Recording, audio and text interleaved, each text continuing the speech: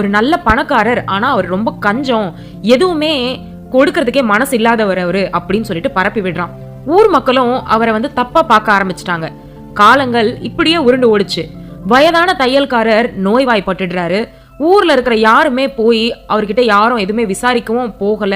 அப்படியே அவர் மரணிச்சும் போயிடுறாரு. அவரோட மரணத்துக்கு அப்புறம் இறைச்சி கடைக்காரர், காய்கறி கடைக்காரர், பால்காரர் எல்லாருமே தானம் வழங்குறதையும் நிறுத்திடுறாங்க. இத பத்தி அவங்க கிட்ட கேட்டபோது, எங்களுக்கு தையல்காரர் தான் நித்தமும் பணம் தருவாரு, ஏழை எளியவர்களுக்கு எங்க கிட்ட இருக்கிற அத்தியாவசிய பொருட்களை கொடுக்கற மாதிரி சொல்லுவாரு அப்படின்னு பதில் கொடுத்தாங்க.